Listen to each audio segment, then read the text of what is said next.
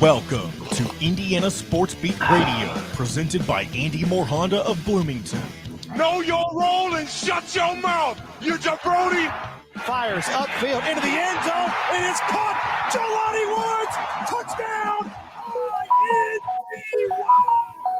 43-point night for Tyrese Halliburton. How do you like that, buddy? Galloway drives all the way to the hole, throws it up. Got it! Indiana's got their first lead of this contest. It's pretty simple. I win. Google me. Now, here's your host, Jim Coyle. Hey, everybody. Welcome aboard on this Tuesday, February 27th. Thank you so much for being with us. Golf here at Indiana Sports Speed Radio. Powered by Andy Moore Honda. Bloomington, just go to andymorehonda.com to get more to your door and the best in new and used vehicles. And our friends at Hoosier Hanks East, over off of College Ball Road. Of course, you can get Jim's Starting Five pizza. It's my favorite pizza. I invented it.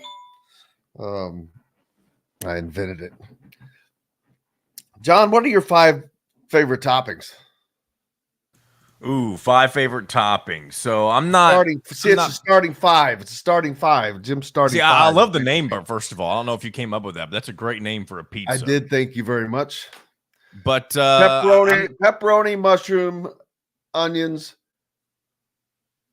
mushrooms, banana peppers. So a double dose of mushrooms? No, that's just one. It's supposed to be one. So I'm not a big pizza toppings guy. I love pizza, but I really just stick with the basic pepperoni. But I do like a lot of it on my pizza. So you can give me that ultimate pepperoni hitter right there if you're setting up one for JTP. Not a bad one. Not a bad way to go. How's everybody doing? Appreciate everybody hitting us up on the Andy Moore Honda hotline early and often. John on WKRP in Cincinnati. Kevin down Jeffersonville. Fred in Easton. Fozan from Amman. Jordan. Doug, good to see you last night at the Chop Shop. Michael. Shenanigans along for the ride. There's Buffalo Bill, one of our longest listeners of all time. How are you, sir? Make sure I got everybody there. I think I did. Justin as well. Brian, how are you, sir? Appreciate you. There you go. Oh, Jim Starting Five, all Big Ten team. Oh, that's kind of easy. Of course, you got to go with the Mount Edie. How do you ignore that in the middle? Terrence Shannon, Boo Booey. There's 3. I'd have to. I don't know. I can fill it out completely. I can give you 3. My 3 top 5 right now. But plenty to get to today. Mike DeCourcy on the program. You know I know he covers soccer a lot as well, and the women's national team. I saw they went down again. That's your deal, John Boy. Women's team go down again. Talk about the women's national team. Sorry, I was doing another thing that you mentioned. I heard you talking Mike DeCourcy and some soccer. I've actually been pretty unplugged from the soccer, from the national team soccer. I guess whatever you want to call it. They're the beat, if you will. They got the beat. If they took another loss, that's very uncharacteristic of them. Do you know who they lost to? Well, I can certainly find out. I was not looking at that. I should have been looking at that. They lost to Mexico in the CONCACAF Gold Cup is what it was. CONCACAF. I love all the soccer acronyms. CONCACAF. That's too long. It's so I believe what it is. I can't remember correctly, but it's obviously there's 3 syllables. CONCACAF. I believe each of the 3 syllables is a short version of a different word. Yeah, something like that. That's still a lot. Oh, it's continental the Central America and then the islands. It's something along those lines. But the islands, like the islands, Jamaica, Haiti, the island nations. Fred is prognosticating that the Wisconsin Guards score 45 points and their bigs 25. I guess in tonight's game against Indiana. Is that what we're saying here? 70 points. That's it. Well, I guess that's a lot for. I don't know if that's a lot for Wisconsin, but yeah, the Hoosiers hosting the Badgers tonight at the Simon Scott Assembly Hall as they are trying to get off the schneid. We'll hear from Mike Woodson as he met with the media yesterday. In addition to Mike DeCourcy, chronic Hoosier, along the way today as well.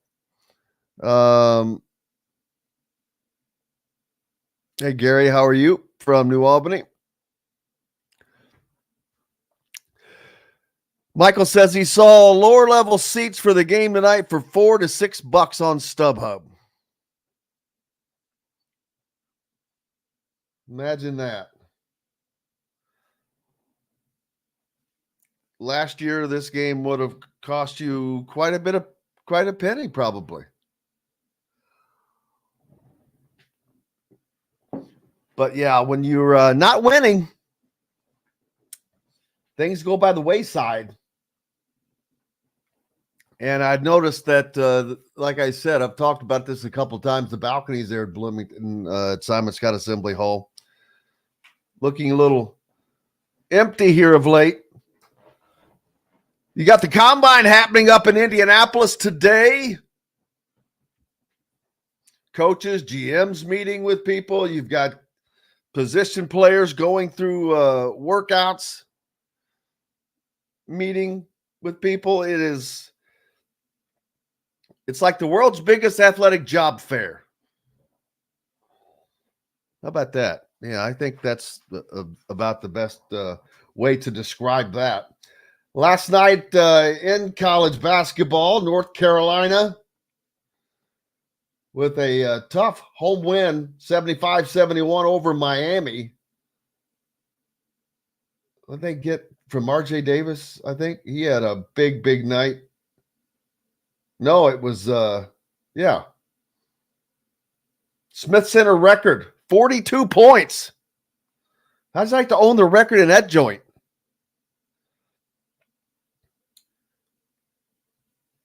Pretty cool to know who the guys who have played in there before you. North Carolina and Duke are the pride of the ACC this year. Kind of back to where it had been for them, for that league.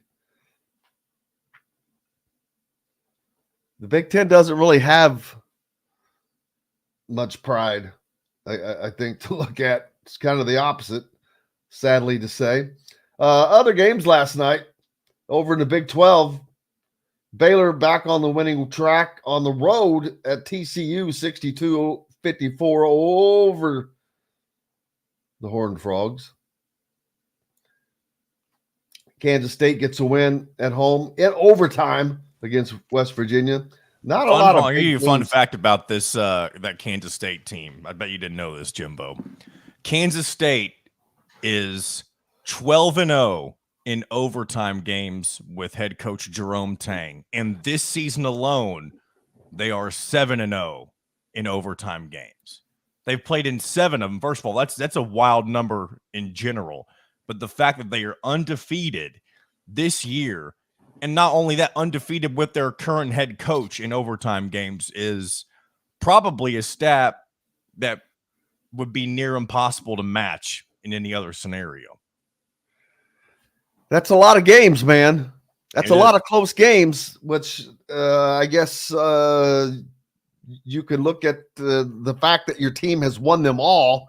So their toughness should not be discounted, and that should definitely benefit you come playoff time. And wow. I mean, that's got to be getting close to a record. Yeah, and granted, they probably shouldn't have even been in overtime with a West Virginia team that I believe has already fired their coach. And I know that this year's been weird for them because they already got rid of Bob Huggins, and I'm sure that this is somebody who was just filling in on the interim. I'm going to throw this out there. Do not be surprised if somebody like Dusty May takes the West Virginia job this offseason. I do think that's the kind of program that would be a nice little step up from the Florida Atlantic job, if I do say so myself. I'm going to ask you two questions. Go ahead.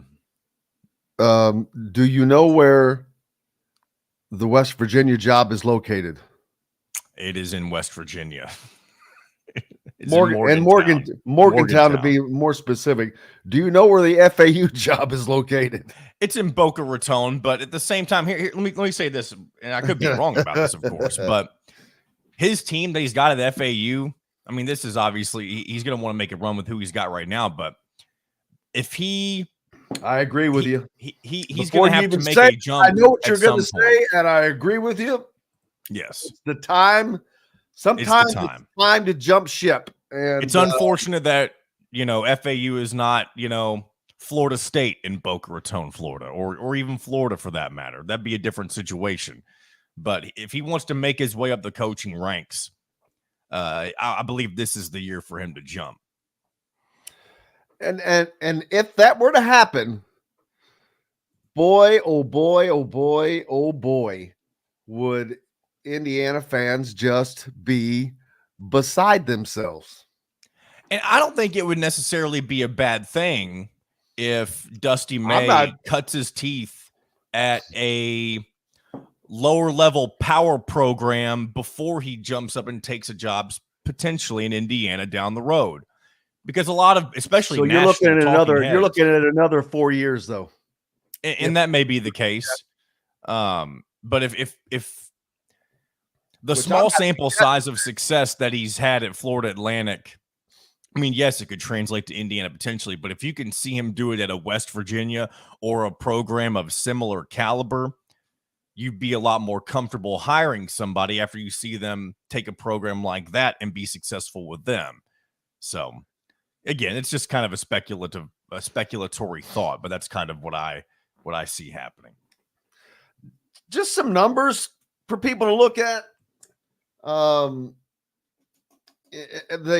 lot of people talk about the first 2 years and how great it was for Indiana, and I'm like, really? They had a sub 500 record in the Big Ten in 21-22, 9-11 in Big Ten. Then they go 12-8 last year, and I'm thinking 6-14 this year. I don't mean to be a Debbie Downer for you guys, but do some math real quick. That would leave a Big Ten record of 27-33 over 3 years. That's a hard one to overcome. That's just in the Big Ten. Then we've got more stuff to talk about there. Looking forward to talking to Mike DeCourcy on the program today. So glad you guys are here. Plenty to get to, plenty to talk about. Back with all of that and much more here on Indiana Sports Beat Radio right after this. We'll be right back for more Indiana Sports Beat Radio with Jim Coyle, presented by Andy Moore Honda of Bloomington. In the market. In the market.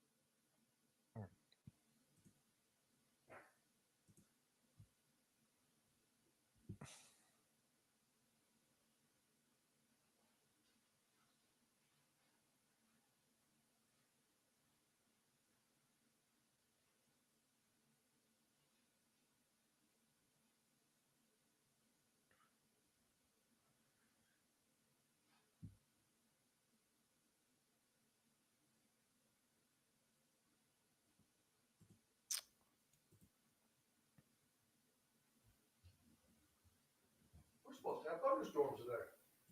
We got some last night, and we're expecting more tomorrow, or I guess tonight, going into tomorrow. I thought it was going to be nice today, man. It was beautiful yesterday. I began some preliminary yard work, which is crazy because it's not even March.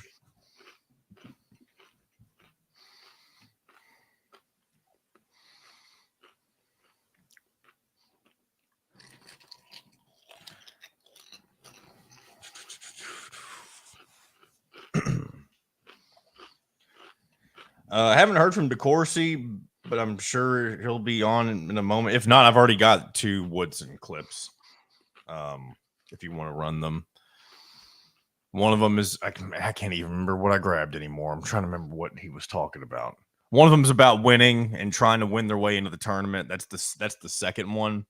First, I know it's kind of funny. The first one is about. Does he not know that you don't have to win your way into the Big Ten tournament this year? Not the Big Ten tournament, but to get into the NCAA tournament. I one know. Was about. I was being facetious.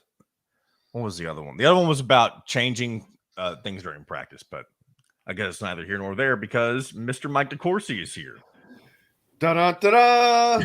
10 seconds, guys. Here we go. The Table, a part of the Wild Food Group, is your butcher, baker, and fish house, no matter where you live. This segment is brought to you by the Chop Shop, home of the Indiana football and men's basketball coaches shows. Welcome back to Indiana Sports Beat Radio with Jim Coyle, presented by Andy Moore Honda of Bloomington. Welcome back, Indiana Sports Beat Radio here on this Tuesday. Thank you so much for being with us. Appreciate you as always. And now joined by the great Mike DeCourcy from the Sporting News and Big Ten Network. Michael, how are you, sir? I am well, Jim. How are you? I am doing fine. I'm enjoying this anticipatory spring weather we're kind of having. So I'm looking forward, even though there's supposed to be showers today. I'm like, I don't care. Bring it on, baby. Bring it on. The weather's been amazing. Absolutely. I'll take it. Yes. It kind of makes you forget about some of the bad basketball that we've seen. There's been some good basketball as well, but there's been some bad basketball. If you look at some of the statistics, you're like, wow. But there's also some really good basketball in this tournament. I'm looking forward to. I look back at last year and I'm like, well, that was crazy. And I'm like, well, they can't be as good. I think it's going to be better because I think the X factors like last year, San Diego State and Florida Atlantic, I don't necessarily think that's going to be one of those types, not to rule it out.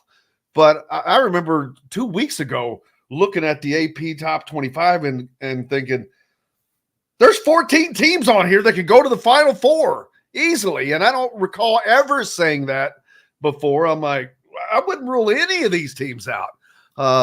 Let's just make it all the more fun, at least from a fan perspective, for me at least.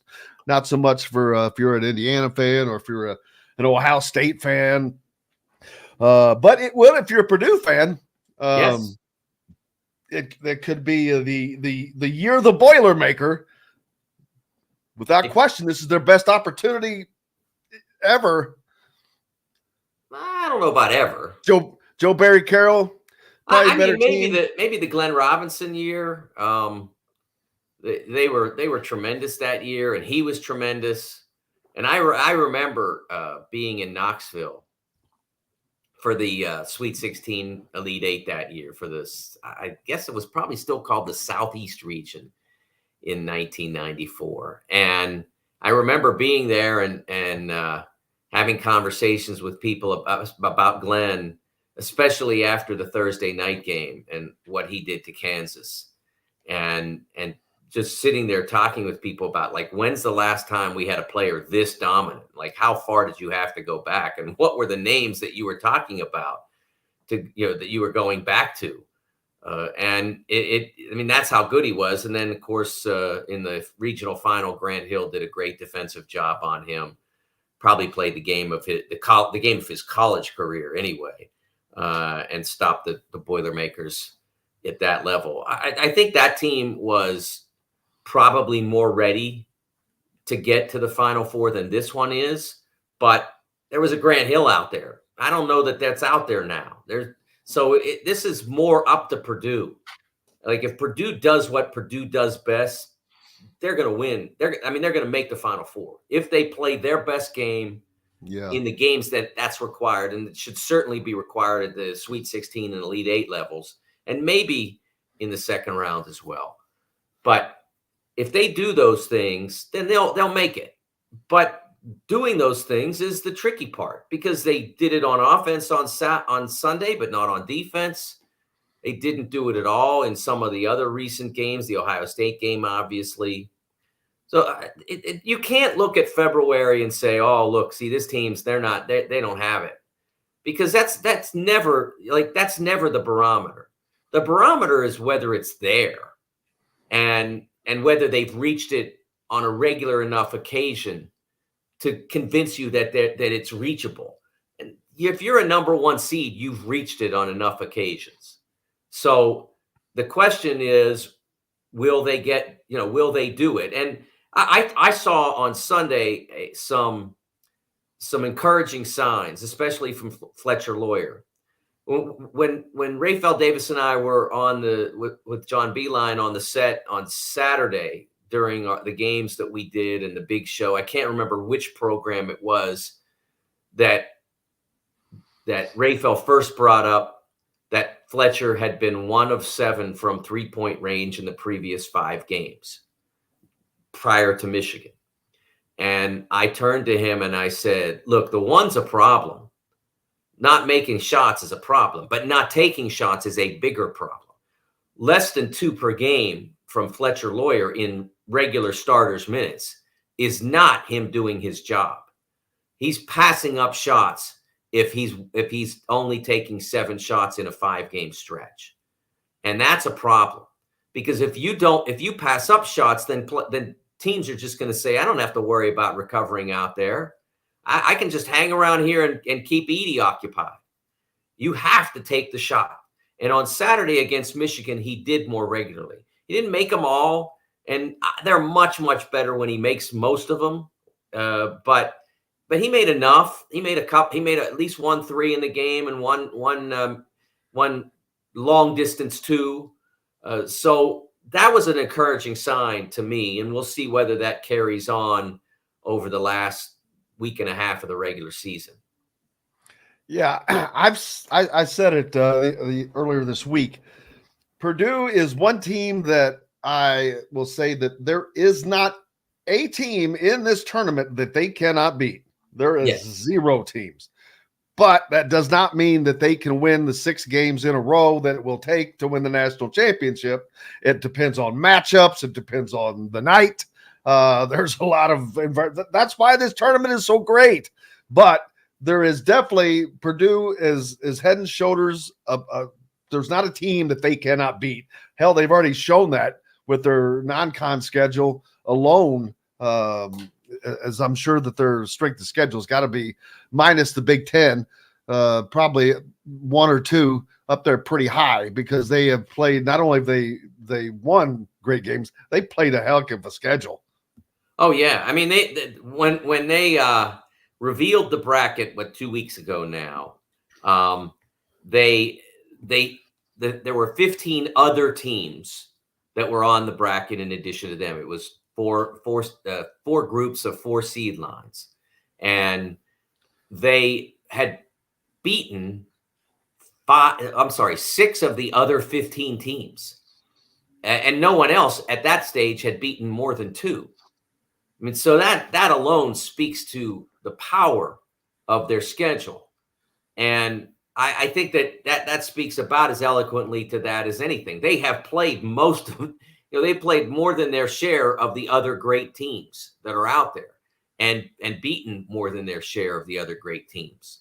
And that's so they know they can do it, but they have to, I mentioned Fletcher, the Arizona game that they so comfortably handled Arizona here in Indy at Gainbridge Fieldhouse.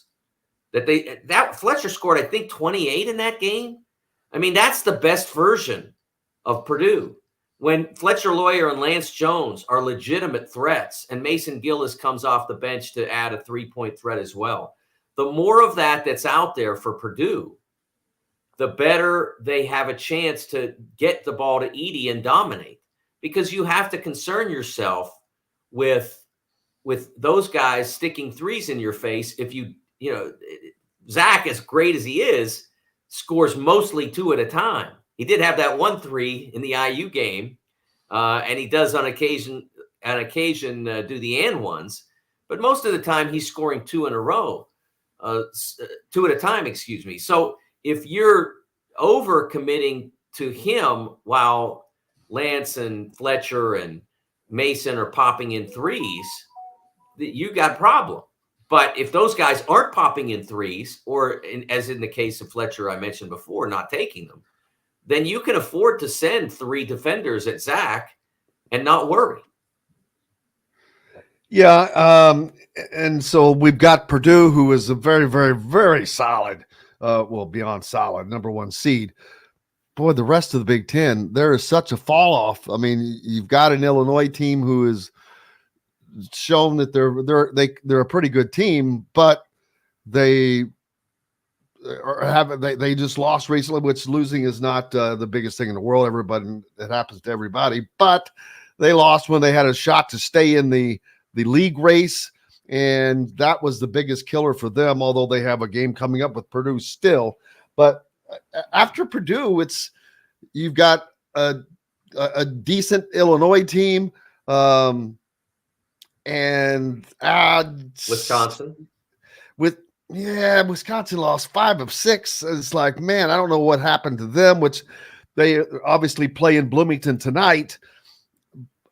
But there's even Northwestern has their limitations.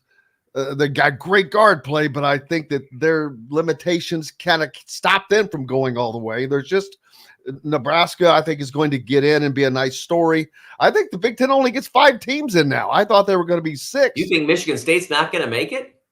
I think that they're trying not to. Well, that I agree with, but I still think they'll get it. And yeah, I mean, that's a team that I had definitely slated to be in. And I'm like, man, you guys are trying to work your way out. I will not disagree with that. I think that's a fair characterization of what's happening. I still think they'll make it. It would take a complete implosion from here to not make it. Sunday suggested that's not impossible. I was surprised by what I saw, that they were scoring from the 15-minute mark of the second half till the end of the game. They scored 17 points. And he stayed with the lineups that were producing empty trip after empty trip after empty trip. And I just don't understand. I don't know how you can look at that and say, that's, my team is on the floor. That is not your best team. Playing 2 big guys that don't score, don't rebound. That's not your best team. And I know he's in practice every day, and I know he's a Hall of Famer. But I think sometimes you can, as a coach, you can invest in these guys work hard, or these guys are veterans and they never do any, they never give me any reason to distrust them or whatever. But at a certain point, the players have to produce on the floor or you lose. I mean, and if losing is okay, then it's okay. But I don't think that's how they view it. I don't think Tom views it, losing is okay. I think that's the antithesis of how he views it. So I don't know how he's stuck with that grouping that he did down the stretch for, while his lead is dissipating, and they're scoring 17 points in a 15-minute span. I mean, that's a 44, 45-point pace against Ohio State. I mean, a 44, 45-point pace might beat Virginia in some days, but you shouldn't have that much trouble getting the ball in the basket when you're playing Ohio State. I mean, Ohio State I will tell you right now, Ohio State, I'm not saying Ohio State's a bad basketball team. That's not the point I'm making. But Ohio State right now, at this stage, is 105th in Ken Palm defense, 105th in points per possession on defense. 105th. Can I say it again? 105th. And they scored 17 points in a 15-minute stretch where the game was decided. That's worse than Indiana. I think they're like 95th defensively. And we'll talk more about Indiana later. But yeah, the demise of the Big Ten, and I'm not going to say it has come within the transfer portal era, the NIL era, but it sure kind of coincides a little bit, a drop off instead of an increase, where you see leagues like the SEC that are putting more resources in basketball. They're better teams, making better hires at coaches. The Big 12, who probably, if you picked a conference from historical standpoint, traditional standpoint, and all that from a year ago or 2 years prior, that's not who you're going to pick to be the best. Probably you're going to stick with the ACC or whatever, but they are far and away. And I know you back have on some you this last week. They are not. They are not. I still think that they are. I just think as a conference, I guess maybe I'm not being clear. I think that they're just deeper as a conference, that they have more teams that are susceptible to beating you on a given night. They probably do. And that's all I meant. I don't mean that they're superior, that I think that they're going to win a national championship. I would like to see a Big 10, Big 12 challenge. I would like to see that. I don't know that we'll get that, but I would like to see it. I don't think the Big 10 has done itself.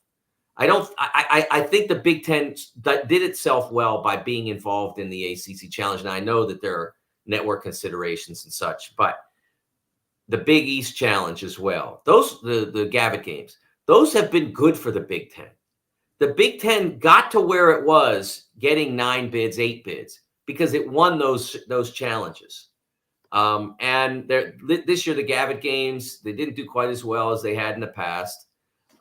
They recovered from that somewhat with their play in regular non-conference games or some of the tournaments, the multi-team tournaments.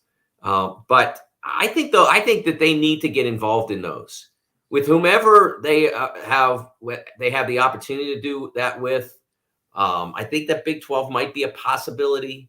I would do. Wouldn't that be something? Be some great games, because there'll be some great regional rivalries in there as well. So I think that would be fun to see. Good. That sounds like good old fashioned basketball there, but we've got to take a break. Lots more coming up. Mike DeCourcy from Big Ten Network and the Sporting News with us. I've been trying to catch you guys each weekend. I've been doing a pretty good job of staying up with it, but if not, I record it. So, but we've got more right after this break, brought to you by our good friends from Shop Market and Table, where each Monday night you can find Don Fisher and Inside Indiana Men's Basketball. Back with more right after this. We'll be right back for more Indiana Sports Beat Radio with Jim Coyle, presented by Andy Moore Honda of Bloomington. If you're looking for a home, I met Kyle Macy last night. Oh, yeah? Yeah. He was out there for the coaches show. Ah, okay. Legend. He's a Purdue legend, right? Isn't that right?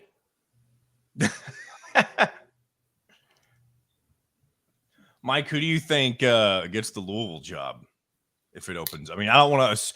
I sound dumb. Like, I feel like it's going to open up, but I hate to assume anything. Yeah, I don't like scenario to speculate where it about jobs that aren't open. Yeah, that's fair.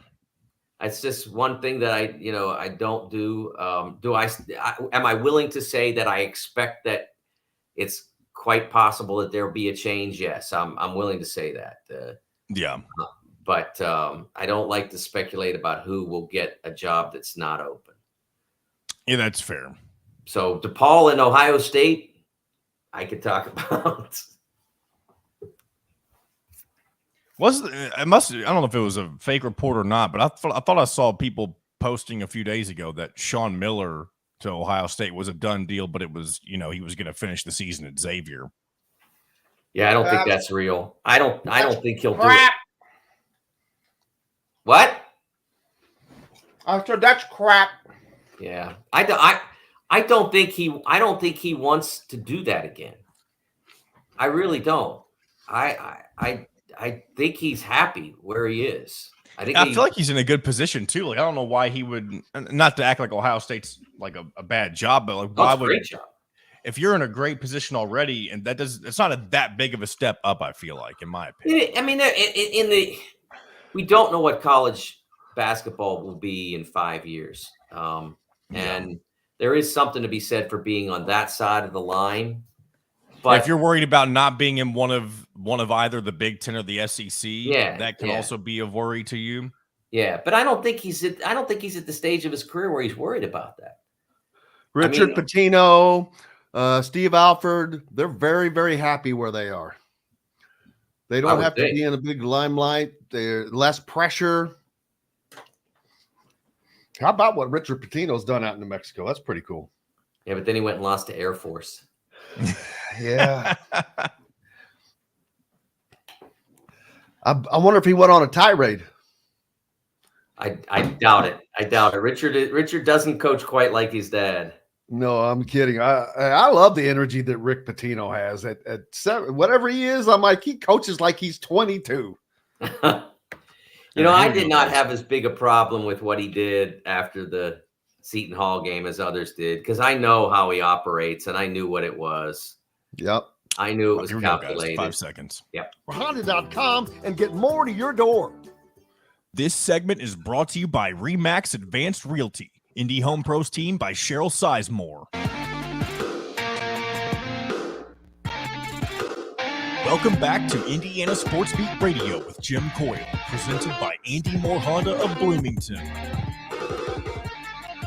Welcome back, Indiana Sports Beat Radio on this Tuesday, February 27th. Thank you so much for being with us. Appreciate you all, no matter where you're finding us, on one of our affiliates, like down in Evansville, 97.7 The Ref, ESPN, always the right call. Or up in the region, the voice of the region, 1230 AM, 104.7 FM WJOB, or of course over in Fort Wayne on 1380 The Fan, 100.9, Fort Wayne's only sports station. Or of course you can find us on YouTube.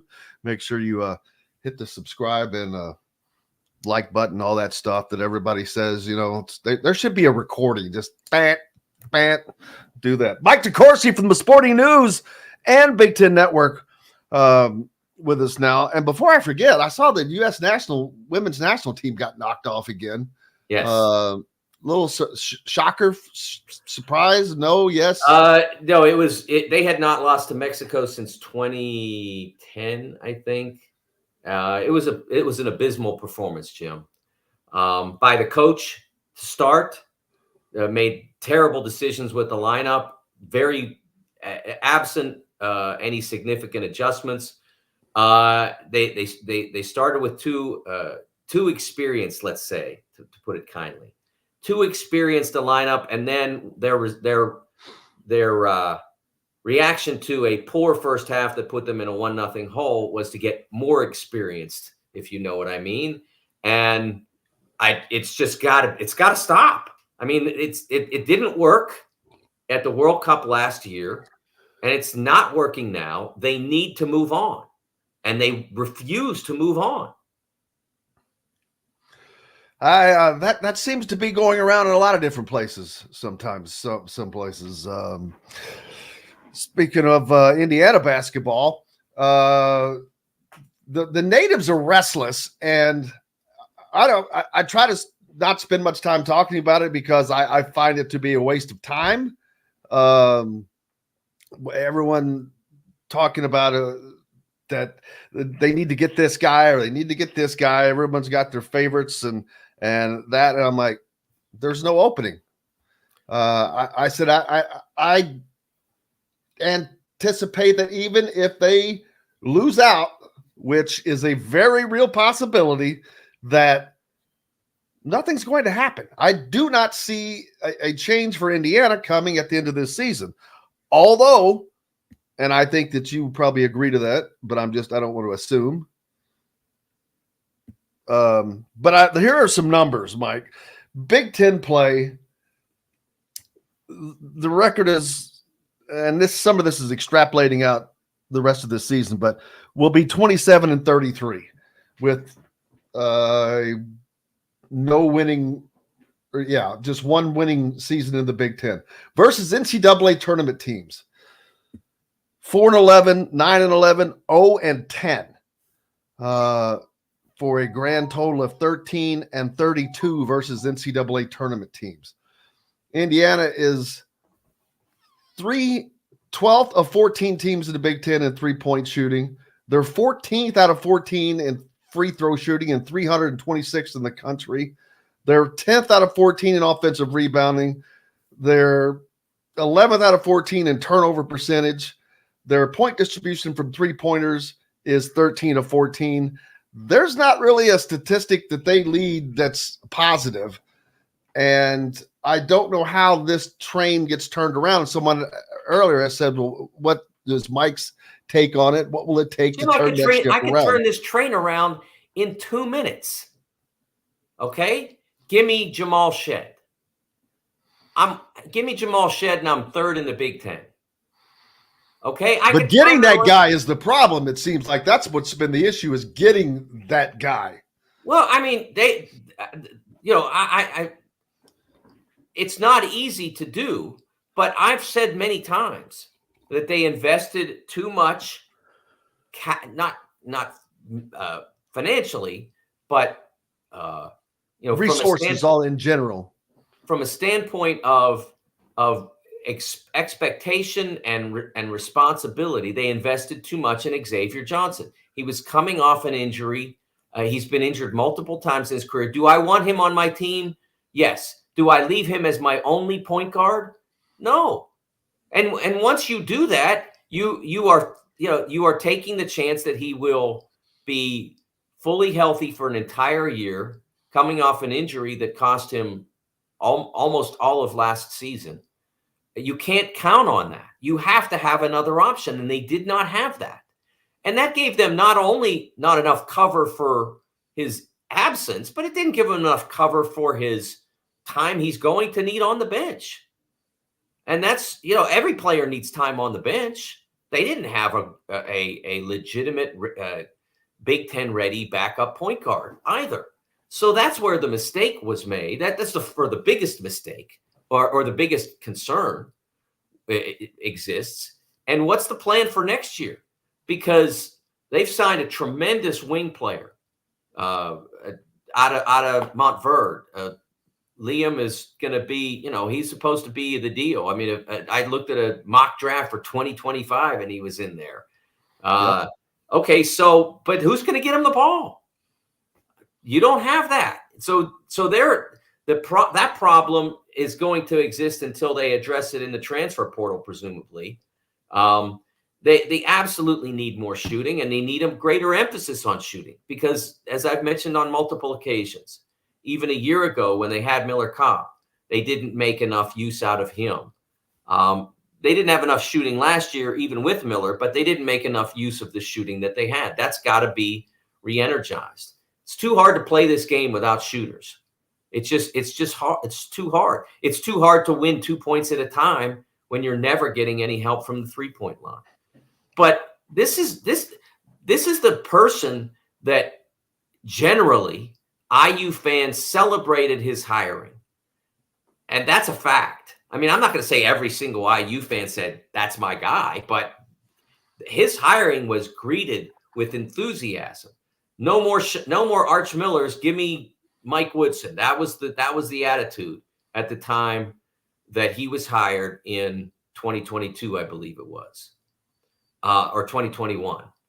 That's what and now it's already time for a change after 2 NCAA tournaments in 3 years. I don't necessarily buy that. If you didn't think this was a good idea at the time, that should have been more audible, and maybe it wouldn't have been the direction that the program went. I didn't sense any negativity toward Mike as a candidate when his name was in the mix. So I don't understand, Jim. I don't understand why the default position for a team, a fan base, is not disappointment, but rather anger. Like, we go right to anger now. Like, you can't be disappointed. You got to go right to anger. And I don't, that is not productive. It is, I will say this emphatically. If you're the program that is firing your coach every 4 years, you are not going forward. You're not. You're not going forward. You're always going backward because you're starting over every time. They made a move in 2017. They made a move in 2021. And now you're talking about making a move in 2024. That is not the way forward. I know, but when you make the wrong moves, if you make the wrong moves and continue to make the wrong moves, which there's an argument made for that, it still has to be fixed. Even if you screw up twice, well, you got to try to fix it again. I'm not taking a side here. But all of the things, these numbers are hard to ignore. All of the things that I just said don't require a new coach. They require a new approach from the coach they have. Agreed, 1,000%. Don't make it happen. But that's up to him. He has to decide just up to change. Him. He's got bosses. We need to see this. Well, that's another question. Why are we only see coaches being held accountable most of the time. And if the moves are not the right moves that are being made in consecutive fashion, there has to be a look that's behind not what it. I'm saying, Jim. I'm saying I'm saying the bosses can say, they can whip out Ken Palm and say, look where we rank. 3-point shooting, offensive rebounding. Why aren't we good at these things? Get somebody on your staff that makes you good at these things. Get some players that make you good at these things. That's a possibility. It's always fire the coach. But a coach shouldn't, in my opinion, a coach shouldn't be told to do that. You should already want to do that because you want to win more than anything. And what is happening doesn't seem to be working. I am not a Division I coach, and I'm not going to pretend that I am, but the numbers are what they are, and it's a plane that is on a bad downward trajectory. This group is not on an upward trajectory. I'm not going to say that they are, but they're playing the season without a point guard and without a shooter. That's a great combination. They have no shooters and they have no point guard. You're not winning in this league without those things. But my point is that those things can be addressed without having to move on from a coach every 3 to 4 years. And I just don't think that Indiana needs to be that program that moves on from a coach every 3 to 4 years. You definitely don't want to be. It's not a positive. It's not the way that the best programs operate. You don't want to be that program because people look at you and they say, yeah, Indiana was really something with Branch McCracken and Bob Knight, but it hasn't been something since. So what's wrong? Maybe it's the program. That's what the coaches out there are thinking. And they're also thinking, if I go there, how much time do I get before all of a sudden, in Mike's case, he's an alum. He's an IU legend. He's got years and years and years of coaching experience, and he gets 3 years. What do I get? That's what people don't realize. Look, nobody wants a buyout. That's a coach. It might, sitting here from where we sit, a buyout seems like a heck of a lottery to hit, right? Give me $15 million, I'll be happy. But that's not how they think because they're earning 3 to 5 million or whatever, depending on the program, or, with Cal or whatever, it's 9 so they're earning that every year. So giving them money to go away isn't what they're out for. So that's not, so you're making your program less inviting to those coaches if that becomes your track record. A much better track record for IU is for Mike to get this right, and then being 67 or 68, deciding he's coached long enough, and then to go into the market and say, we hung with our guy and we got it right and we got it done and we made the Elite Eight or whatever, and we finished second in the Big Ten or whatever it might be. We hung with our guy. Indiana has good players right now. And I think, with the exception of Trey and Anthony, they're all Mike's guys. So there are things he's done well. I mean, he gets no credit at all for recruiting really well, at least in terms of bringing in capable players. He's brought in all the big guys. He's bringing in Liam next year. That he's done well in that department. It's still out there. Success is not that far away. This is not a situation where it's not accessible. You look at the team and you say, if they have this, that, and the other thing, they could be really good next year. But if you make a change, then a lot of guys who came here because of him, the transfer portal is what do you have to do to enter the transfer portal? It's like buying power bars on Amazon, man. It's that easy. Raise so your hand. That's the point I want to make, is that moving on at this point is not the best thing for Indiana basketball. It's just not. The best thing for Indiana basketball is for Mike to get it right, and then in a year or two decide that he's coached enough basketball for his career and he's got other stuff he wants to do. Yeah, well, like I said, I don't expect any change, and I'm not predicting. And they're right. That's my point, Jim. They're right. They're right to not want to do it because they're making the right decisions now. As long as he gets it right, he's got to get it right. I don't think you can do this again next year. I'm not making that case. Right. No, I understand. And what you're saying makes sense, and I get that, because today has never been a harder time for roster management than there is today. And so, but it's the easiest time for roster improvement that there's ever been in the history of college basketball. There's never been an easier time. I mean, it's not easy, but there's never been a less difficult time, let's say, because you can go out and you can get yourself a Lance Jones, and he solves multiple problems. I don't know that you'd want to go get Lance Jones to be your point guard. And I'm not saying Lance, but I'm a player like Lance. I'm not saying he's leaving Purdue to come to IU. I think this is his only year left. But somebody like Lance would solve a lot of problems. Somebody like Sule Boom, who played for Xavier last year and got them to the Sweet 16. A capable playmaker who was a fantastic shooter. That's out there. It's going to be out there. It always is. And other teams have taken advantage of that. Why is Wisconsin? A.J. Storr. Why is Illinois? Marcus Damask. Why is Purdue? Lance Jones. It's out there. They have to address it.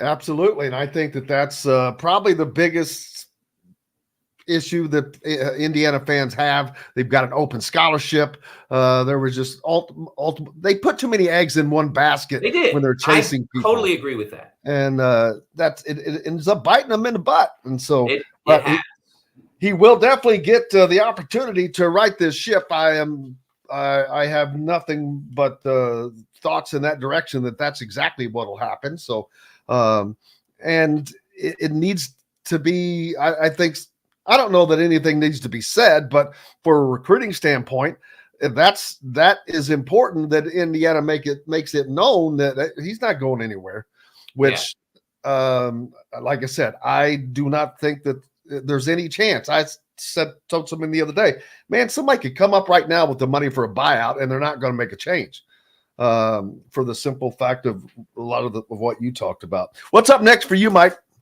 What's up next? I have a story out today that just was published today. It was a fun story to do about the plus-minus rating and how it was essentially invented, because it existed in hockey before, But a man named Andy Hill, who played at UCLA on 3 championship teams, 70, 71, 72, but didn't play a lot. And that was always a bone of contention for him. He went into coaching for a little while, and he came up with this idea that hadn't been common in basketball. And it's now become relatively ubiquitous on college basketball and NBA and FIBA box scores. You'll see it on all of their official box scores. Yep. And there are those who don't believe in it, and there are those who do. And so it was kind of a fun story to write. Andy's been someone I've known for about 15, 20 years. He actually, interesting thing, after he left coaching, he had a meeting with Gary Cunningham, one of the people who followed John Wooden. And Gary was not happy being one of John Wooden's successor. Eventually became a very highly successful athletic administrator at Fresno State and some other places. And like Andy, after that breakfast that they had, said, I think I got to do something else with my life because I don't want to be sitting where he's sitting. And he became president of CBS Productions. Touched by an Angel and Dr. Quinn Medicine Woman were all developed under when he was president of CBS. Not the network, but the producing arm. Very cool. Make sure you reach out to the Sporting News. If you're not already following Mike, so make sure you're following Mike DeCourcy at the Sporting News and each weekend on the Big Ten Network. Appreciate you, my friend. I hope you have a great rest of your week. Thanks, Jim. Mike DeCourcy here on Indiana Sports Beat Radio, brought to you by our good friend Cheryl Sizemore. For those of you in the market for a home in the Indianapolis area, you need Cheryl Sizemore, and her 2 decades of experience could be the difference between you getting the home you want or not. We're back with more Indiana Sports Beat Radio right after this. We'll be right back for more Indiana Sports Beat Radio with Jim Coyle, presented by Andy Moore Honda of Bloomington. In the market.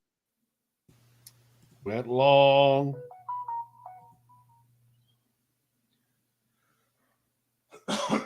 Excuse me. Went long.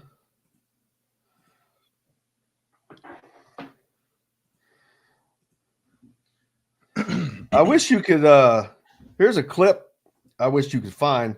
It's where he says, I coach. Every year I've coached. When things don't go well, I point the finger at me. A lot of coaches won't do that. But at the end of the day, when things go well, I point the fingers at the players.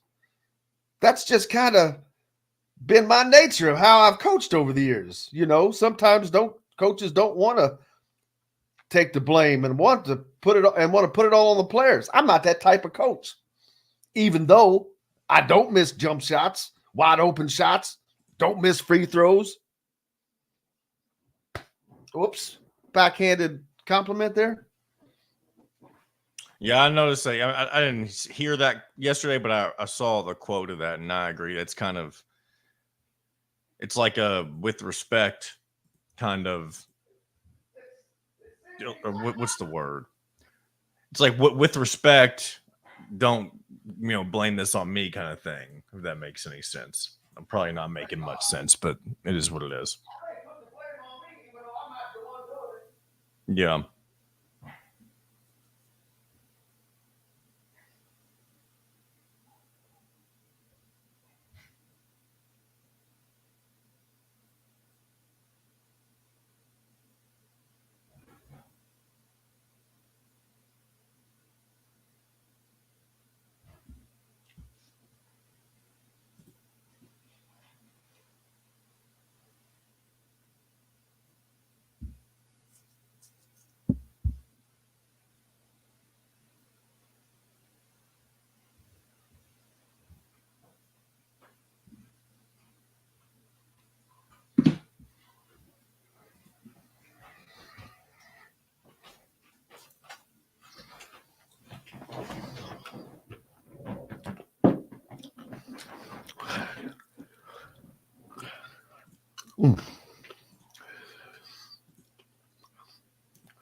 All right, here we go.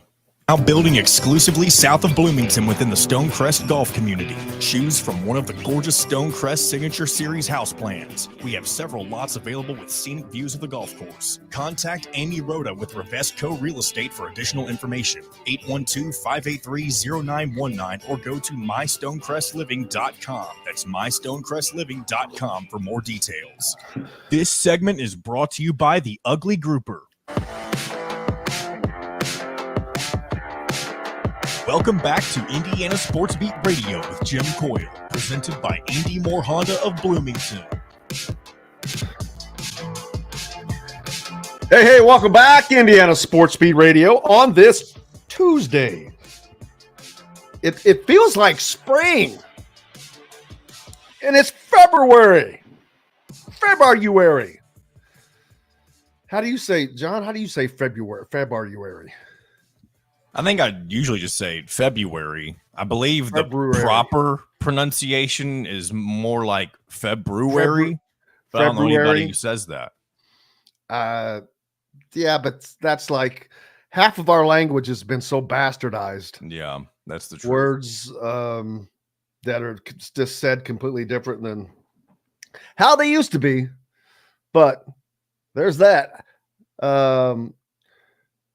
You got some college baseball today going on that you can check into.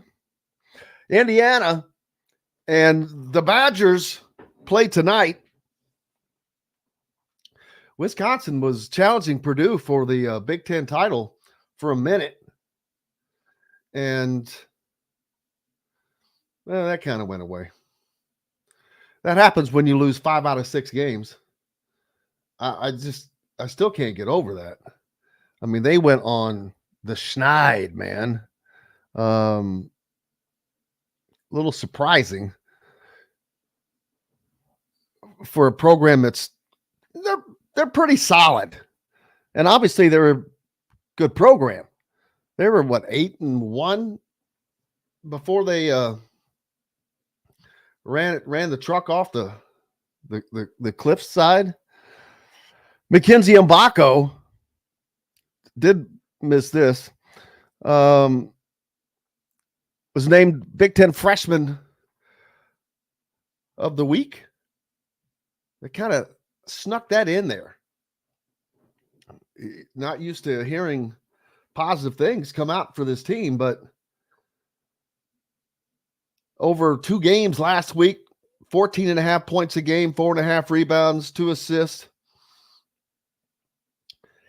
He's been more like a 4-star that has gotten better, but he had 5-star talent to start with. I really wonder how this offense that Indiana runs, if it helps him, if it does not affect his game, I would just like to see Indiana in transition. If I was more transition, but they don't have the guys, the shooters for that. You got Mbako. Now, if they had McNeely, if next year you've got Mbako and Liam McNeely and Malik Renew, and you're going to have to add some things from the transfer portal, Indiana could be a decent team next year. But for Indiana to be a good team next year, you have to double up on guards. You need 2 point guards, 2 new point guards that you can count on to score, to distribute, to play defense. Because right now they don't have that coming back. So that's something that's going to have to be fixed via the portal.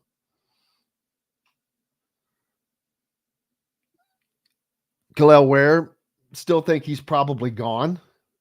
It's going to be interesting for Indiana to see what they've got to do after the season. What will Purdue be like after Mount Edie goes away? It'll be interesting to see what they're like the season after next. But of course, You can say that for about anybody in today's game, today's transfer portal. Does UConn win back-to-back titles? They're certainly tough enough to, and they can. It's just tough to do. And he says that he does not think that Scott Dolson is in trouble. He's going to get a chance to make another basketball hire. If the new hire and SIG don't work out, then yes, he'll be under the same heat. Well, no, he would not be under heat. He would be gone. There's no way you can be a part of that many failed hires because the money keeps piling up.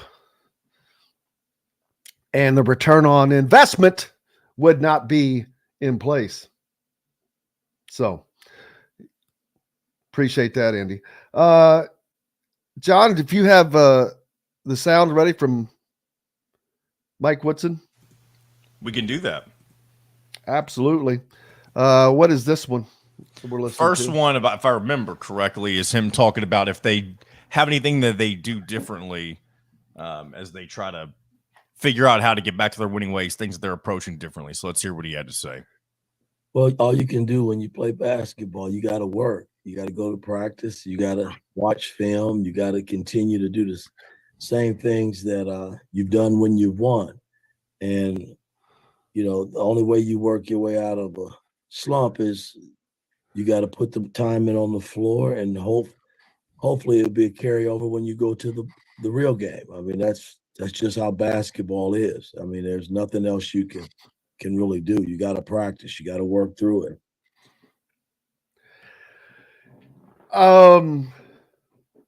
That sounds like someone that has come to speak to an elementary school basketball program. If you want my honest opinion, just listening to that sounds like you've got a bunch of elementary kids sitting down and you're talking to them all, and that's what you would hear. I don't think because that's I'm like incorrect. I don't think that's incorrect. I think that's a very fair assessment, honestly. It's exactly what it sounds like to me. I'll play one more sound bit from this. It just kind of feels like Mike Woodson is just kind of BSing his way through the pressers at this point. And I don't mean for that to sound, I mean, I guess there's no other way for it to sound other than just bad, but that's just what he might be. If it just sounds like it's what he's doing, he's just trying to get through it. So he made a comment about how Indiana can get on a run. And again, this is him speaking, not necessarily us saying this, but that the only way for Indiana to get back on track is to just win out and win the Big Ten tournament. And here's him going into detail on that a little bit.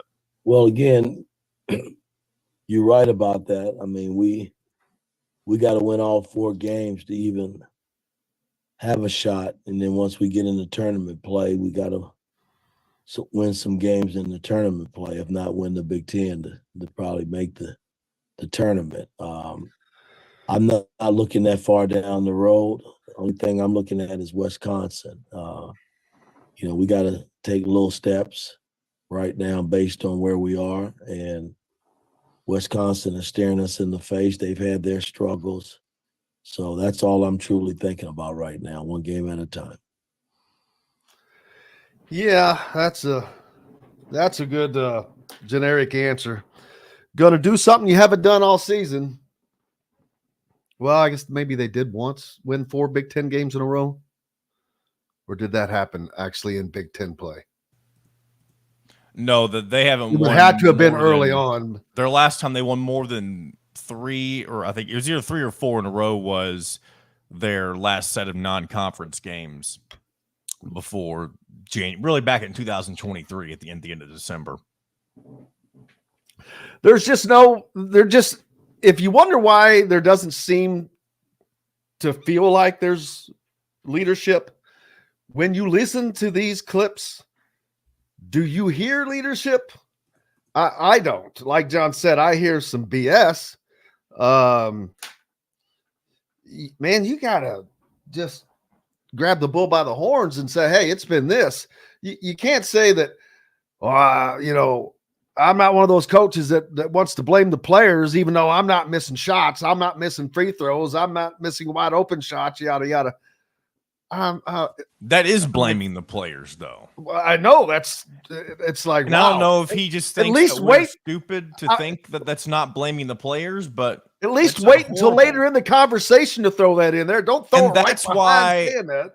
I don't know if I've said this on the air. Maybe I have at this point, but this is why he's becoming more and more like Kenny Payne at Louisville each and every day, because he continues to give excuses that in his mind aren't excuses. And that's just taking yourself down the wrong path. And again, it's like Mike DeCourcy said earlier, he's going to have the chance to rectify things for next season. But it's not a good sign whenever he is speaking the way that he is in some of these press conferences. And I know we've got Hoosier in the green room, so we'll go ahead and get to break here in a couple minutes. But I just wanted to say my 2 cents on that. Sure. Yeah, it sounds like it's kind of like being lost is a good way to put it. But, yeah, we've got to take a break. Up next, our good friend Chronic Hoosier joins us here on Indiana Sports Beat Radio on this Tuesday. Back with more, brought to you by our good friends at the Ugly Grouper on Anna Maria Island, Florida. When you're down that way, stop in, tell them we said hello. And until on the backside of this break, Chronic Hoosier joins us. We'll be right back for more Indiana Sports Beat Radio with Jim Coyle, presented by Andy Moore Honda of Bloomington. Formerly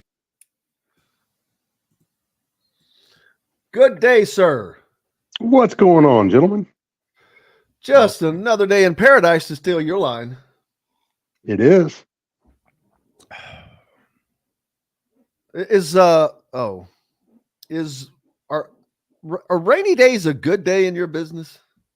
You typically weed out the bullshitters. You don't come out when it's miserable just to kick the tires. You're purpose driven at that point. Purpose-driven life. So it's a double-edged sword. It's going to depress traffic, but typically those that do bother to show up are serious about doing something. Well, it's not going to be a fun end to the season for Indiana fans. It hadn't been a fun middle of the season for Indiana. I was kind of letting that one just sit there and or beginning for that matter, because let's be honest, a lot of the stuff that people are bitching about, we saw this right from the jump. Just the lack of what's up, Big Papa? Congratulations. Thank you. How's your vacation? Good to be back. Tell him I said congratulations. I will. Rich just had a baby. I know. I saw that. So this is actually my first time seeing him since I was in Nashville Friday, Saturday, Sunday. Got back yesterday. We went down to go see Billy Strings down in Nashville. So this is my first day back at the office. Was that in the Ryman? We got to see, he did 2 nights at Bridgestone, 1 night at the Ryman. Just brought all the houses down. Absolutely freaking amazing. Very nice. If you ran his instruments through some machines and some distortion pedal, you wouldn't know the difference between that and like Megadeth. It's just so hard and so fast. Just straight strings. It's all it is. It's just strings. You just got John's attention. No, I've heard of Billy Strings, and I believe he did a set here in Louisville last year at Bourbon and Beyond, but I wasn't in attendance for it. He did. He absolutely did. I didn't get to go. All right, here we go, guys. 30 seconds. Well, nobody beats the prices and selection of Andy Moore Honda in Bloomington. Right now, get a brand new Honda with no payments for 90 days. That's right, 2023 and 2024 Honda Pilots, HRVs, CRVs, Honda Ridgelines, payment-free for 90 days. Or get 0.9% APR financing for 36 months on a 2023 Honda Ridgeline. Go to AndyMooreHonda.com and get more to your door. This segment is brought to you by Andy Moore Honda of Bloomington.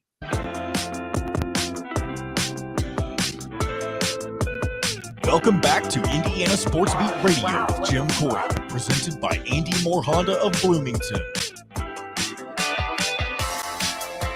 Welcome back, Indiana Sports Speed Radio here on this Tuesday, brought to you by our good friends at Andy Moore Honda. Get more to your door at andymoorehonda.com and the best in new and used vehicles. Welcome aboard, Chronic Hoosier. How are you, sir? Glad to have you as always. I'm glad to be back. Thanks for having me. Of course. Well, there's no hiding behind the elephant in the room, which, except for this elephant's not going anywhere. That is, almost said Mike Davis. Mike Whitson in the Indiana basketball program, just not having a season like the fans were expecting. And I'm sure maybe the players were not expecting, but it got bad, and it was really never not bad. It was just not as bad sometimes. But it kind of stayed, lukewarm at best at times. Yeah, it's been a rough one. I think it's been rough for everybody involved. And it's looking back. I remember the dismay when a lot of the national prognosticators came out and were making their predictions for the league, and Indiana was kind of consensus bottom half, somewhere in that middle tier. And a lot of folks, myself included, thought that was probably a little overly pessimistic considering the pieces that Indiana had added and what it was returning. And, I remember as we were talking about those prospects, the one thing that really was kind of the wild card in all this was, the chemistry, the synergy of the group. And part of that was, can they shoot? As things have played out, we have learned that, they're not a shooting team in any stretch of the imagination. And, for whatever reason, the chemistry just didn't quite gel with this group. And, the result is a disappointing season that's, going to find not only the Hoosiers outside looking in, probably when it comes to all postseason for that matter. But now we're back in coaching talk, which was totally not on anyone's radar at the start of the season, which tells you maybe it's a little bit abrupt, but also maybe a little bit of a reflection of just how far things had fallen so quickly that now all of a sudden this is very much a conversation that's dominating a lot of the circles covering IU basketball right now. And it's unfortunate on a number of levels, not the least of which because we just got done doing this a couple of years ago. And, it's like Groundhog Day again. Here we're back again having these same conversations. And, love it or hate it, it's hard to argue otherwise that it's just not productive from a program standpoint. No, and Indiana has all the resources needed to not be in this situation. NIL is not a problem for Indiana. Tradition, the facilities, all of that stuff, in-state talent. Everything is right there for Indiana is a sleeping giant, but they're sleeping. They're sleepwalking, maybe, but it's all right there. And I understand why Indiana fans are not happy. Who would be is with this product, but much less with the product after having all of those resources at your disposal. Yeah, and it's one of those situations where I feel like we kind of lose sight of the forest for the trees. Or maybe it's the other way around, honestly, because everybody's looking at the broader state of the program and saying just how far off they are from the mark. And at the end of the day, Woody missed on a couple of guards.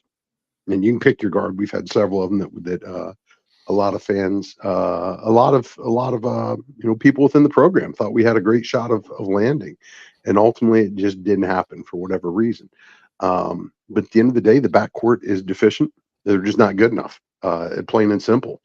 And as we see in stark contrast right now, it's a guards game, and without a stronger backcourt, you're going to struggle to compete.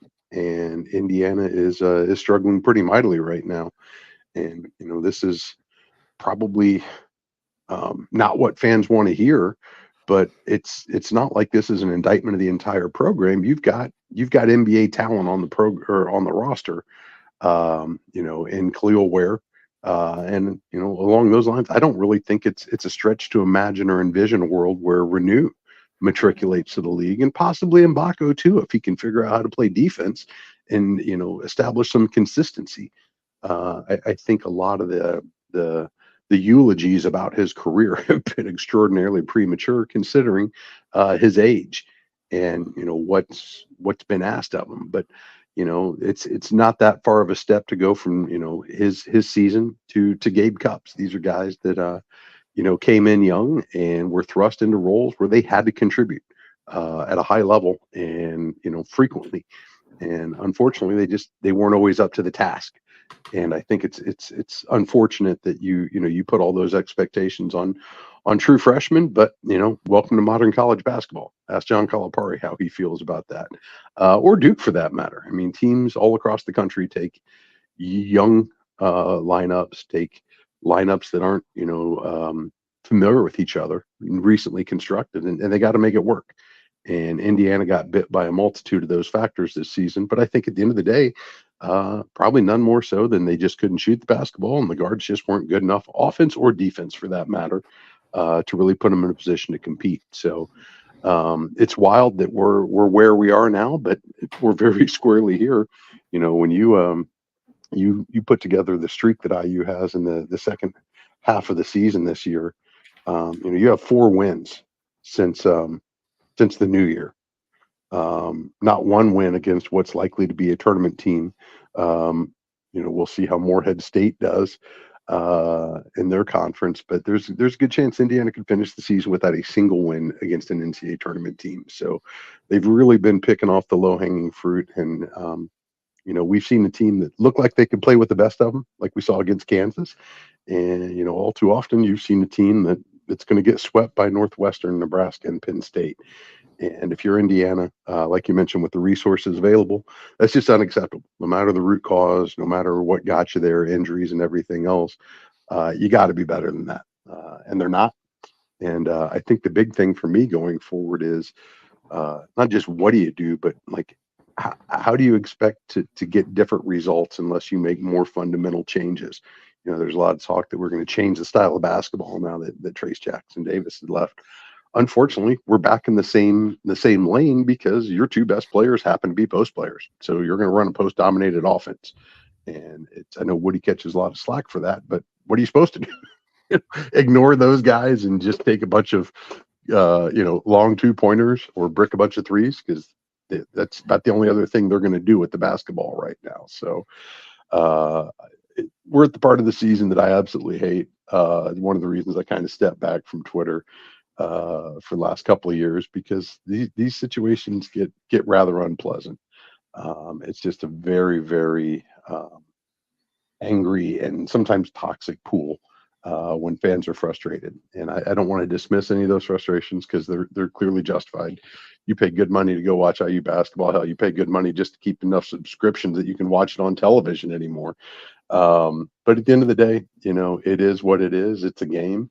And Indiana's just not playing the game very well right now. So it's going to be a fascinating offseason. I think one of the paradoxes here is, if they don't make a move, has the well become so poisoned that you've effectively cut off the likelihood of infusing the talent that you're going to need to get out of this hole? And I think that's one thing that kind of gets lost in this, is in all the reactions and the overreactions, if you will, how much harder that can make fixing things down the line. So it's fascinating to see how the administration handles it, how the staff handles it, and ultimately how the next Hoosiers respond, because he's going to add some. There's no doubt about it. Where it comes from and whether or not it's going to be an upgrade remains to be seen. But the situation that you currently find the program in isn't really conducive to attracting the best talent coming in when everybody knows the house is on fire right now. That is my next question. Exactly. So going into this off season, when they're going to have to, we don't even know what all they're going to have to replace. We know what they will have to replace, but there's a lot of unknowns. And last year we knew what they needed to replace. Kind of didn't go far enough, obviously. But there seems to have been a disconnect between matching personnel, game planning, adjustments. There just seems to be so many things that are just not there for this program right now. And I say that because you can look at so many different statistics. And is there one that they do well in besides overall field goal percentage? Because they're obviously not shooting the free throws very well. The three-pointer, not defending the three-pointer, offensive rebounding. It's just, there's just not a lot of, there's not an area where they're really excelling. No, and I don't want to get too simplistic with it, but Woody said it himself 2 games ago, if I'm not mistaken. Indiana's just not competing. They're just not. They're not competing at a high enough level.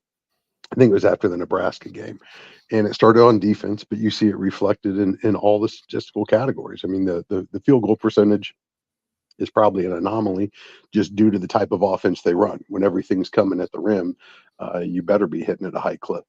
But outside of that, there's really not a lot that this team does particularly well right now, short of maybe getting to the free throw line. But when you shoot free throws as poorly as this team does, that's not a winning strategy. Unfortunately, I don't care if you're getting to the line on 3 out of every 4 trips down the floor. You're just not converting enough, especially when you look at the 3-point disparity that Indiana's been faced with. So I don't know what the answer is, but you take a step further back. If you really want to do a post-mortem here, why did X fall so far from the mark? Why was Trey Galloway's regression as stark as what it has been this year? Best thing I can tell, and I said this in reply to a tweet, I think again after the Nebraska game, typically whenever you see a lack of progress as just profound as this season has been for the program, typically it's a result of not having a team where everybody's pulling together in the same direction. And there's no inside info behind that. That's just typically the way teams work. That's the way leadership works, is you've got to get everybody moving in the same direction with some common goals, and it's ipso facto, I think it's safe to say that that's not been the case this year, because quite honestly, they're just not making any progress, and they have not for the better part of the season. Because let's be frank, a lot of the issues that you see against Penn State, against Nebraska, any of the last 4 losses, we saw those in November. These aren't recently sprung up issues. These have been systemic for some time now, particularly when you look at Indiana's inability to shoot the basketball. And unfortunately, it's just something that's gone without being addressed. And there's really no way around that. So I would assume that you've got to do something different. Otherwise, you're just going to continue to get the same results. Yeah, I was just thinking ipso facto, one of the most underused phrases in the English language. Yeah, sometimes I let my lawyer out. That's probably, I'm assuming that's Latin. I said English language, but I'm assuming that's Latin or something of that nature. It very much is. It very much is. I in a former life, I used to write a lot of legal briefs, so you see my Latin come out every now and then. But no, it's the thing speaks for itself here. This is it just is what it is. It's not good enough. It's easy to focus on the offensive issues. I think, frankly, this has been a defensive failing first and foremost. I think that's something that this team never really got. You continue to see them struggle even with basic assignments and just getting everybody same page on defensive sets. It's end of February. That's really unacceptable. And yet it still continues to be an ongoing problem for the team. And you see it reflected in the way that they just they cannot stop teams from scoring at a very high clip against them. And it just makes the offensive issues that much more magnified by virtue of the fact that they're just giving up too many easy buckets right now. But you don't hear the clang like you do on a brick shot whenever a guy blows his assignment or misses the switch or is late to the spot. So it perhaps isn't as apparent, but I think it's every bit, if not even more so, fatal to this team's success this season. There's so much talk about there's obvious changes that just have to happen. I mean, a lot of these things, most of us have seen throughout the season, but the one person who has to see it more than most, I'm not sure, is, from the words I hear coming out of these pressers, I'm not sure that it's seen, because all we're told, well, Indiana, we got to hit shots, and we all know that. We know what you're not doing. Why? What's being done? What is being free throw shooting? I will never think that it is acceptable for any Division I team to be that terrible of a free throw shooting team. I'm sorry.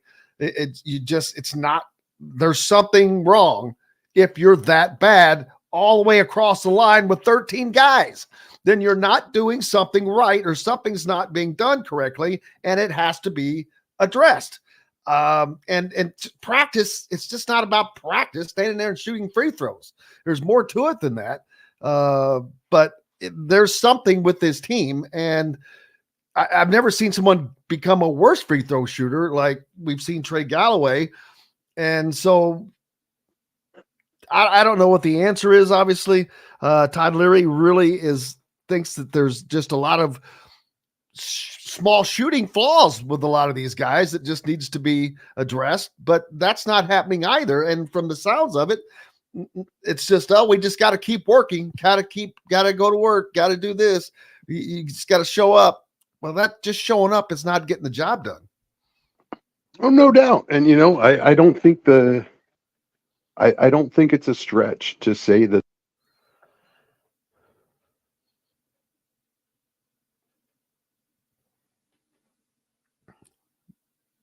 Lost Chronic there for a second. And we may have. Can you hear me? There you go.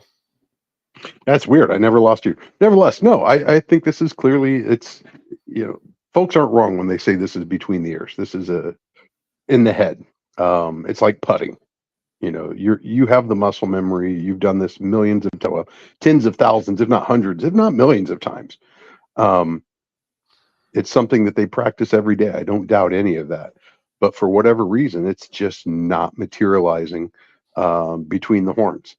And I don't know that there's a simple answer other than it's symptomatic of bigger issues, that they're not in a headspace to compete. And it's been that way for some time, quite honestly. And maybe that's just the nature of the program. A lot of heat in the kitchen. Not everybody's built for it. But unfortunately, this seems to be something that's now becoming institutionalized, that carries over from regime to regime, and it continues to be a glaring weakness or a chink in their armor that's quite frankly proving to be too much for them to overcome. Even when things go well, even when you're not getting hosed on the whistle, even when the shots aren't falling from outside, you can't hit unguarded shots, and it's been that way for some time now. And I don't know what the answer is. I don't think it's for lack of trying, if you will, from the staff, from the program, but for whatever reason, it continues, and it's like I said, it's now transcended multiple regimes, coaching regimes. So perhaps there's something broader going on there. I don't know what it is, but at the end of the day, the guys just aren't in the right headspace to make the plays. Absolutely. And only 4 games left remaining in the regular season before the Big Ten tournament. Next year, Chronic, the Big Ten tournament will become much different, because if this were next year, Indiana could be looking at the possibility of not even playing in the conference tournament. Yeah, honestly, I'd probably sign up for that this year, the way the back half of the season has gone. But, it's... I don't know that that's a bad thing, quite honestly, because let's be real. We remember what it looked like when Indiana had to go through the play-in game, only to get absolutely trounced when they got out to Portland. I mean, it's a tough slog, and I'm not saying they can't do it. But I am saying I haven't seen anything so far this season that gives me a single glimmer of hope that they would be able to go on a run and get an auto bid by winning the tournament. I don't see it. And the unfortunate part is I am very much of the belief that the more practice, the more time that they get to spend together, the better it is long-term for the program health. So even an NIT berth is, there's a silver lining to it. But at the end of the day, too, I'm kind of ready to put this baby to bed and move on to whatever's next, because it's been pretty disappointing, pretty much from the jump. Chronic Hoosier, appreciate you so much, my friend. Thanks as always for having me, man. We'll catch you next week. Absolutely. Have a great one. Chronic Hoosier joining us here, brought to you by Andy Moore Honda of Bloomington, Bloomington's #1 Honda dealer. Let's go to andymoorehonda.com, get more to your door. We've got more coming up here on Indiana Sports Beat Radio. Back with that right after this break. We'll be right back for more Indiana Sports Beat Radio with Jim Coyle, presented by Andy Moore Honda of Bloomington. In the market.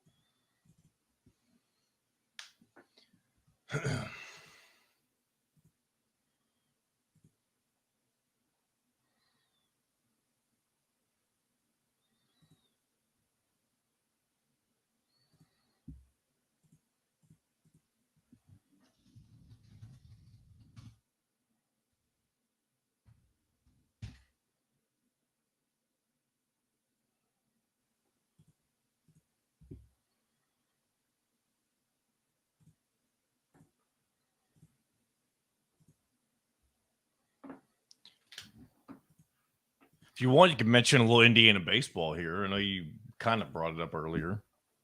That's something you haven't mentioned. They're in the top 25, I believe. The only team north of the Mason-Dixon line in the top 25. Louisville's not? No. Wow. Too many eggs under one basket.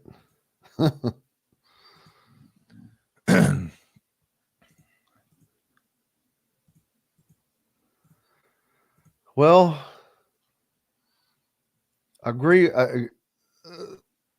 They do need to probably, but yes, it's not that it's I don't know that it's a bad look. Why is it a bad look?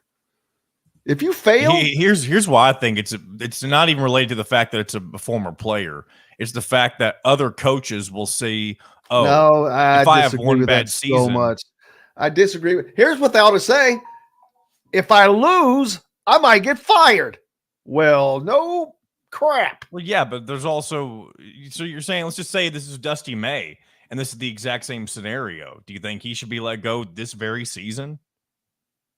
If we see what we've seen, I don't care who you can put whomever you want to put in the suit. I don't care. It's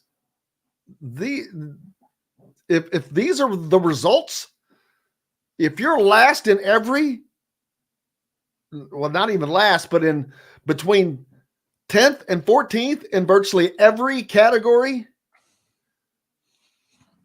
excuse me, not good. It's just bad across the board. And Chop Shop Steakhouse, Chop Shop Market and Table, a part of the Wild Food Group, is your butcher, baker, and fish house, no matter where you live.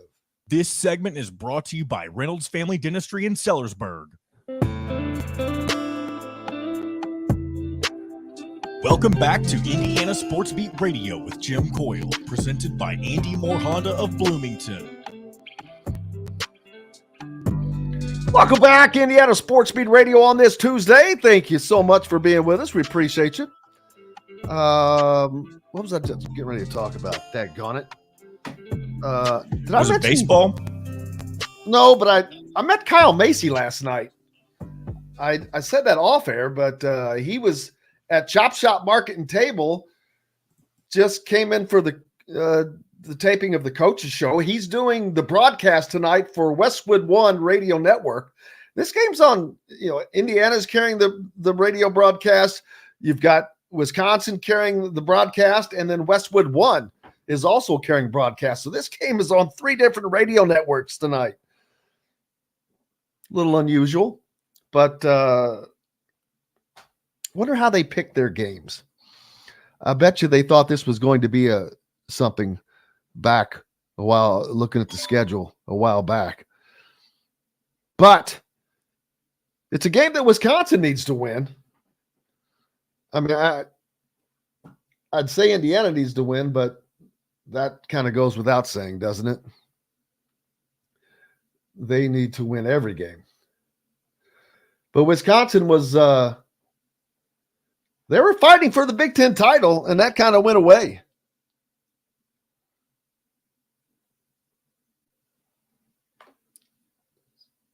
Nobody can catch Purdue now. It's gone. Who are your All-Americans right now?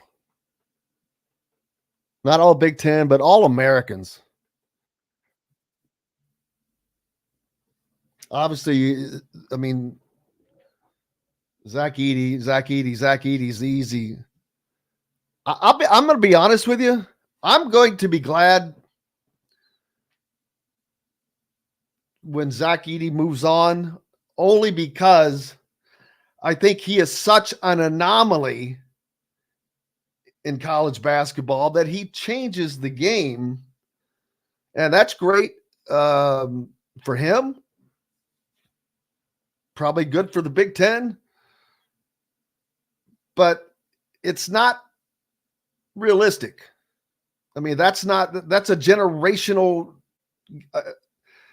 player. Guys that are his size don't come along every day. Who was the last 2-time back-to-back player of the year winner? I mean, it's only happened, 7-8 times, something like that.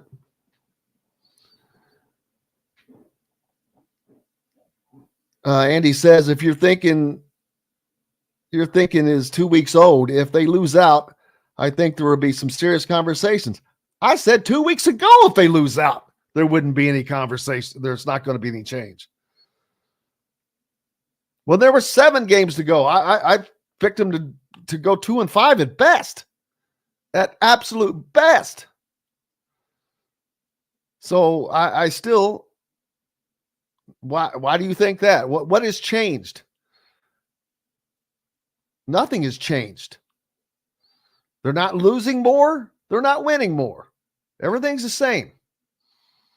Nothing. It's not going to happen. And I'll be honest with you, it's just pointless. It's a pointless conversation. Can Indiana beat Wisconsin? Yeah, they can. But that's going to require them to do things that they have not done well this entire season. Defend the 3, and that doesn't mean because they're going to knock down 25 3-point shots, but you just can't leave guys wide open. I watched a video yesterday that was unbelievably dead on descriptive of Indiana's play right now, some of the things that they're going through. Ironically, this video was 10 years old, and it was a description of the New York Knicks 10 years ago when Mike was the coach there. And wow, I could not believe the unbelievable, eerie similarities between everything that was being said 10 years ago and right now. It was crazy. John Boy, do we have any more sound? We do not, sir. Perfect. Well, I can hop on and talk with you though if you wanna chat basketball or other things. Did you watch that I sent to you? I did look at a little bit of it. I didn't watch it in its entirety, but from what I could tell, it did a fairly solid job at kind of highlighting some of the issues that Mike Woodson has as a coach, and whether that be, and that was from an NBA standpoint. That was somebody talking about the problem. It was the clip was from 10 years ago. I don't know if you laid that out. But it was talking about the issues he had whenever he was coaching the Knicks. And yes, this was a team that had nothing but pro players on it. And we saw a lot of the same thing, stagnant offenses, a lot of standing around. You had one guy that was doing things. They were not utilizing the 3-point shot. It was crazy. I'm like, when I listened to the first 4 minutes or so, I'm like thinking this is now. Someone's talking about now. And then I realized, like, oh my, no, this is 10 years old. I can't remember the gentleman who posted it when I first saw it. I haven't reposted it, but I can't remember his name. But I'm like, how in the hell did you find that? I mean, where in the world did you find that thing that was that old, unless someone else had already posted it? But Indiana taking on the Badgers tonight. Almost forgot post-game show. That's right. I'm sure everybody can't wait. I'm going to have, and tonight, instead of the gym starting 5, since I was just there the other day, I'm going to have something. I'm thinking I'm going to have their wings. Wings sound good. Wings. Well, they get their wings from Chop Shop. Really? Okay. Well, it makes sense. The best meats in the house, right? Speaking of which, Chop Shop, I mentioned them earlier, but don't forget, Wagyu steaks. Have you ever had a Wagyu steak? I've never had and I thought it was pronounced Wagyu. I don't know if there's Wagyu or whatever, but I have heard that it's, so correct me if I'm wrong, that type of steak. I would never do that, John. It's imported from overseas, correct? It's a Japanese beef. Okay, that's what I thought. But these are all the Voiles family right down there in Mitchell, man. Right down in Mitchell. Everything is done right, grown, farmed, whatever you want to call it, right locally. But yeah, it's like Kobe beef. Yes. I've seen it looks magnificent. I've never had one of those cuts of steak, but I'm sure it's phenomenal.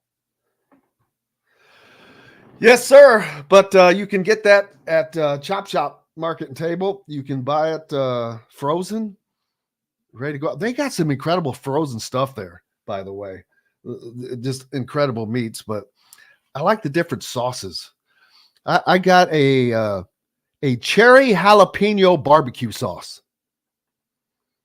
and it is fantastic. You mix that in with a little pulled pork, or pulled brisket, which they have.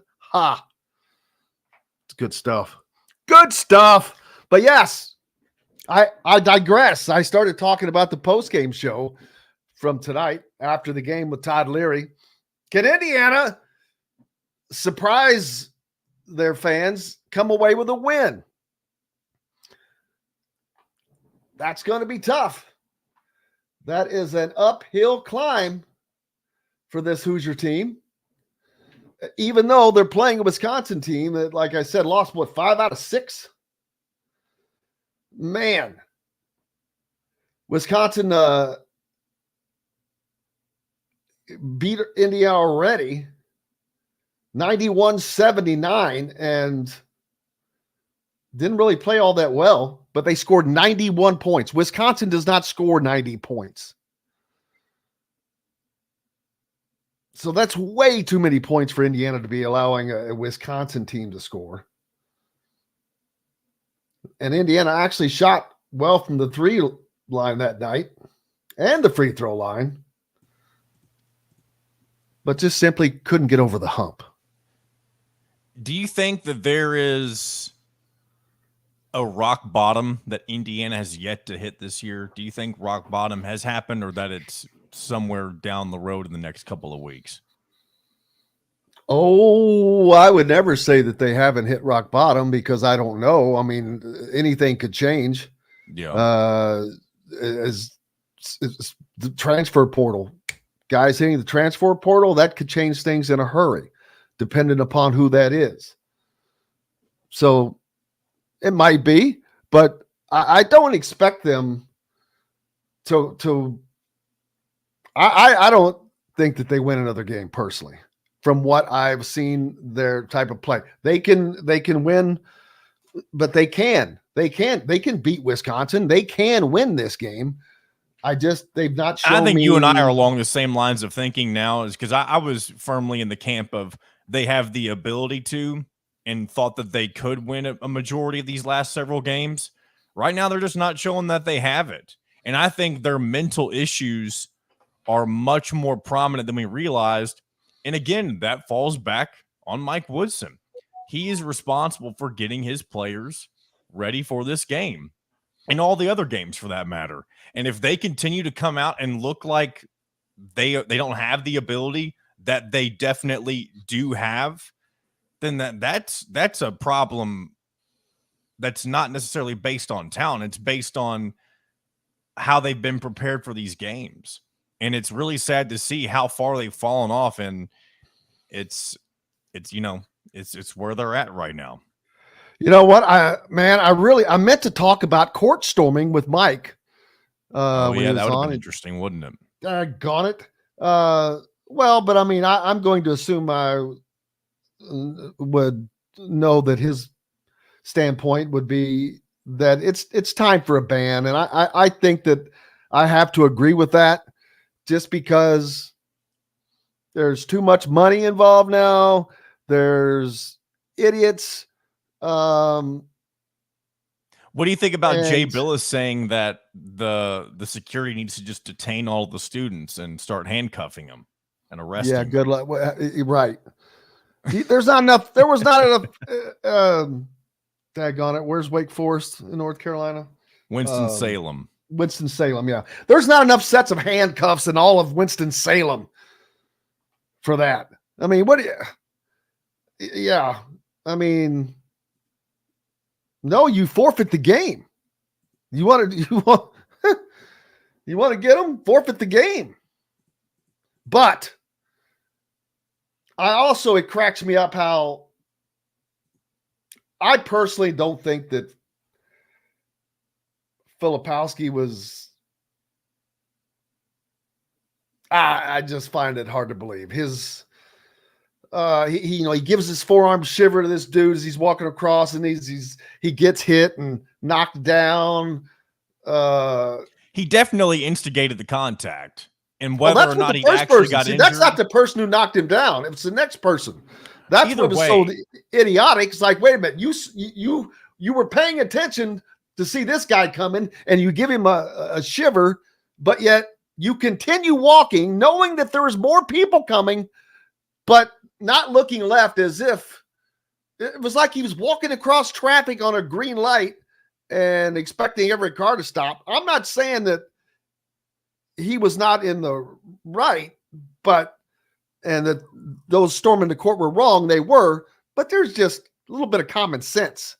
Yeah, and I'd like to hope that somebody wouldn't fake an injury, but because it's Duke, because they have a lot of power in college basketball. I mean, look at Jay Billis. He wouldn't be so. I don't think his opinion on this would be nearly as strong if this didn't happen to Duke or a Duke player.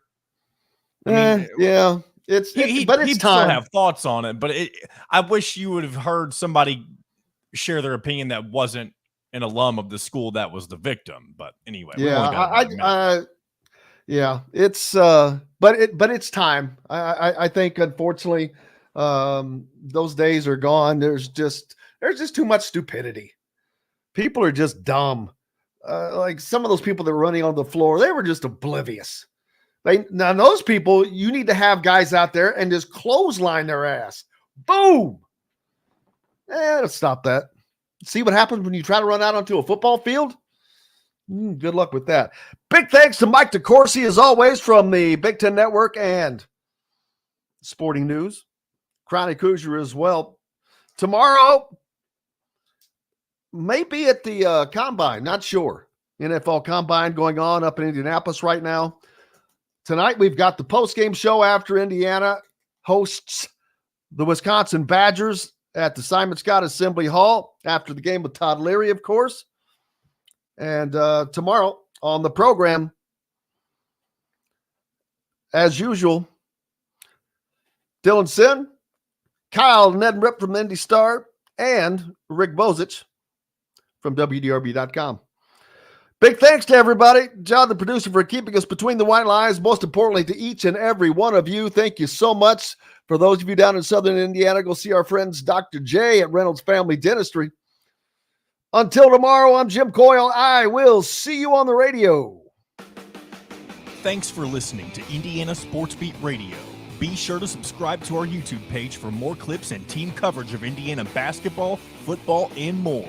You can also find full episodes and tons of other content on thehoosier.com. We'll see you next time for another edition of Indiana Sports Beat Radio.